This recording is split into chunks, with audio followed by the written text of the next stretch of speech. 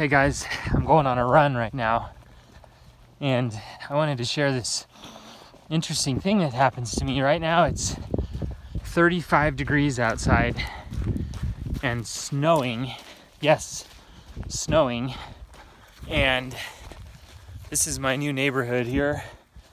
And one of the things that used to happen to me before I got sick, back in like 6 or 7 years ago, is I would just get these urges to go on a run, no matter what the temperature was outside, no matter what the elevation was. I'm at 6,000 feet, and I would just go, and I would my body heat would pump, and I would feel warm, and I would get back to my house kind of refreshed and rejuvenated. And since I've been sick, that's never happened, or it's rarely happened. And I always felt like that was part of the recovery process, like there was a two-way intersection. And when I started to lay in bed when the weather got bad, you feel the body really want to lay in bed. And when I just started to lay in bed, that's when I got much sicker. But when I would go out and run, hike, just ignore the elements, that sort of kept me healthy.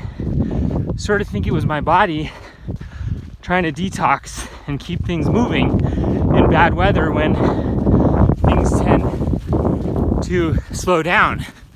So the problem was, when I was really sick, even though I knew that I needed to get out and move, I just couldn't do it. I was just too sick. So I sort of knew that I had lost that.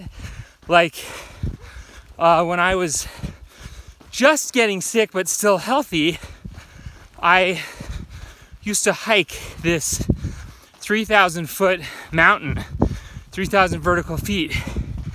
And when I stopped doing that, I could hardly walk down the street. And I knew that was like a turning point in my illness. So tonight, I was laying, the weather got bad. It's 35 degrees, 7,000 feet elevation. We hesitated to even come up here because of the elevation, because elevation does stress the body and can make Lyme disease worse. But what I found is, in a really clear location tonight, I was feeling bad, because when the weather gets bad, you feel bad. And this isn't even really because of the mold releasing with the storm front. This is a very clear location, and I don't really feel a mold release when the weather goes bad. That's one of the things that Eric Johnson talked about. But I did sort of feel that thing where I think the body just kind of goes in hibernation mode when it's cold and wet. The body just sort of shuts down. And tonight I was like, oh shit, excuse my language. This is how I got sick, is the weather got bad. And, wintertime, Lyme disease, mold illness, chronic fatigue, that's when people really get screwed. The circulation slows down, blood flow slows down, infections go crazy, you don't get out and detox. And tonight, as I was sitting there in my RV, right about at sunset, I felt an amazing thing that I've only felt a couple of times since being sick. My body said, go outside and go on a run. Warm up. Get that circulation flowing. Get that furnace, that internal furnace turned on. And you don't have to tell me that twice, because I know that's what was keeping me healthy back when I was in mold before. So it's almost like my body flipped that switch and went from going to be lying in bed to going on a run. And that's kind of cool, don't you think? So, you know, I had this instinct last time we were up here to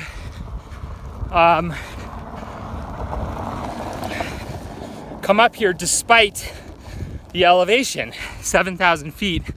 It's a little bit high for me. I do okay at 6,000, but 7,000 is high for me. So, you know, I still don't have all the answers. I don't know what's gonna happen. But so far, this is pretty cool. It's 35 degrees and snowing, and I'm burning that internal furnace hot right now instead of getting in my bed. It's a big turning point for me. So if some of you guys want to try this, my phone might run out of batteries because the battery doesn't work good in the freezing. But I suggest people go to City of Rocks State Park in New Mexico. That's one of the only other places where I felt this clear, where my body just spontaneously turned on that exercise switch. And it's only 5,000 feet elevation, but if you really want to get better, I have to agree with what some of the experts say, that if you make detox and being clear of problematic mold super toxins the primary goal, and you just sort of ignore everything else, you may experience these breakthroughs. This is pretty cool, you guys. I'm actually running out here in 35 degree weather, and I don't care if I'm in contaminated clothes. You know, this jacket's got toxins on it. My pants I've been wearing for 2 weeks. You just sort of break through. And like I said, you know, I might eat my words one day. Maybe in a few days I'll be feeling like crap. But tonight anyway was the first time that my body turned on that instinct, like you're gonna go one of two ways. It's cold, it's snowing. Can you guys see the snow? And my body was like, you're either gonna shut down your metabolism, that cold survival instinct, you're gonna crawl in your bed and you're gonna get sicker. I was like, man, I actually feel like my body's telling me to go on a run. So screw it, I'm going on a run. So here I am, 8 minutes into this run, talking to you guys. I'm gonna turn the phone off and maybe go another 8 minutes.